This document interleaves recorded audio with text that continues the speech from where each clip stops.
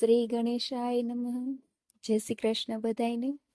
આજે આપણે ભગવાન જગન્નાથની પૌરાણિક કથા કહેવાની છે. ઓડિશાના પુરીમાં દર વર્ષે અષાઢ મહિનાના શુક્લ પક્ષની બીજ તિથિ પર જગન્નાથ રથયાત્રાનું આયોજન થાય છે, જેમાં હજારોની સંખ્યામાં ભક્તો સામેલ થાય છે. આ યાત્રામાં 3 ભવ્ય રથો પર ભગવાન જગન્નાથ, તેમના ભાઈ બલભદ્ર અને બહેન દેવી સુભદ્રા બિરાજમાન થાય છે. ભક્તો ભગવાનના મંદિરમાં તો દર્શન કરવા બારે માસ જાય છે, પરંતુ અષાઢી બીજ એક એવો અવસર છે જ્યારે ભગવાન સ્વયં ભક્તોને દર્શન આપવા તેમની પાસે જાય છે. પુરી અને અમદાવાદ સહિત અનેક શહેરમાં અષાઢી બીજે જગન્નાથની રથયાત્રા નીકળે છે, જેમાં લાખો ભક્તો દર્શનનો લાભ લે છે અને રથનું દોરડું ખેંચીને વૈકુંઠ પ્રાપ્તિનો માર્ગ મોકળો કરે છે. જગન્નાથની રથયાત્રા પાછળની કથા ખૂબ જ રસપ્રદ છે. એવું માનવામાં આવે છે કે એકવાર દેવી સુભદ્રા પોતાની સાસરીમાંથી દ્વારકા આવ્યા હતા. તેમને પોતાના બંને ભાઈઓને નગર દર્શનની ઈચ્છા જણાવી. શ્રી કૃષ્ણ અને બલરામે તેમને એક રથ પર બેસાડ્યા અને તેઓ અલગ અલગ રથ પર સવાર થઈ ગયા. સુભદ્રાના રથને વચ્ચે રાખવામાં આવ્યો અને ત્રણેય ભાઈ બહેનો નગરયાત્રા પર નીકળી પડ્યા.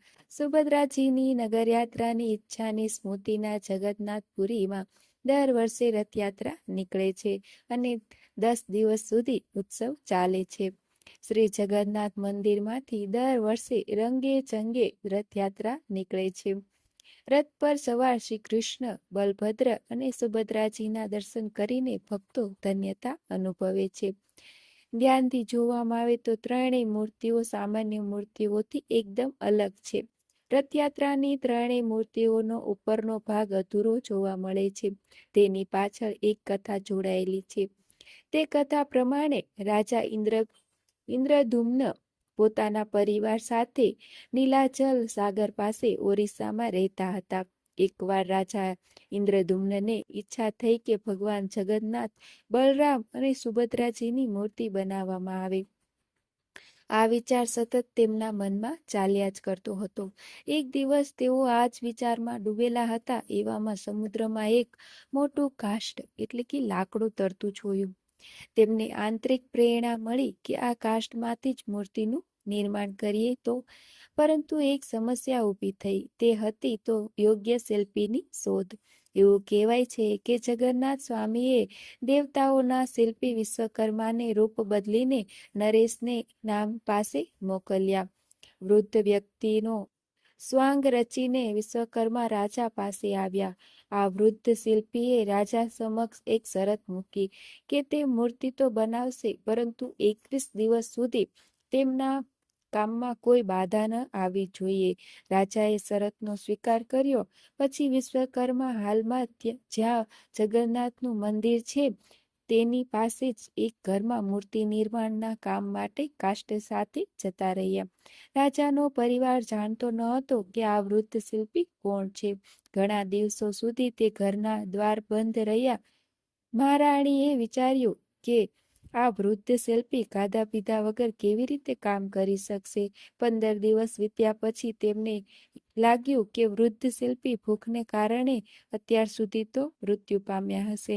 મહારાણીએ રાજાને પોતાની શંકા જણાવી. તેથી મહારાજાએ દ્વાર ખોલતા ત્યાં વૃદ્ધ શિલ્પી ન હતા, પરંતુ તેમના દ્વારા અર્ધનિર્મિત 3 મૂર્તિઓ હતી. આ જોઈ રાજા અને રાણી દુઃખી થઈ ગયા. તે ક્ષણે જ ભવિષ્યવાણી થઈ કે હે નરેશ, દુઃખી ન થશો, અમે આ જ રૂપમાં રહેવા માંગીએ છીએ. મૂર્તિઓના દ્રવ્ય વગેરેથી પવિત્ર કરીને તેની સ્થાપના કરાવો. નારદજીનું વરદાન. જગન્નાથની રથયાત્રામાં શ્રી કૃષ્ણ સાથે રાધાજી કે રૂકમણીની જગ્યાએ બલરામ અને સુભદ્રા હોય છે. તેની પાછળનું અને તેમની મૂર્તિ અંગે એક પૌરાણિક કથા જોડાયેલી છે. એકવાર દ્વારકામાં શ્રી કૃષ્ણ રૂકમણીની વગેરેની સાથે શયન કરી રહ્યા હતા. તે દરમિયાન તેઓ ઊંઘમાં જ રાધે રાધે બોલવા લાગ્યા. મહારાણીઓને આશ્ચર્ય થયું. સવારે જાગ્યા પછી શ્રી કૃષ્ણએ પોતાના મનોભાવ તેમની સમક્ષ પ્રગટ ન કર્યા.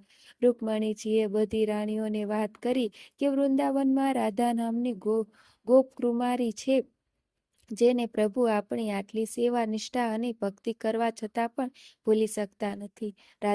રાધાજીની શ્રી કૃષ્ણ સાથેની રાસલીલાઓ અંગે માતા રોહિણી અવશ્ય જાણતા હશે.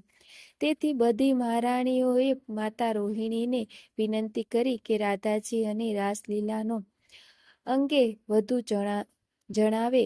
પહેલા તો માતા રોહિણીએ બહુ ના પાડી, પરંતુ મહારાણીઓના અતિશય આગ્રહથી વશ થઈને તેમને કહ્યું કે ઠીક છે, પરંતુ પહેલા સુભદ્રાને ભેરો ભરવા માટે દરવાજે ઊભા રાખો.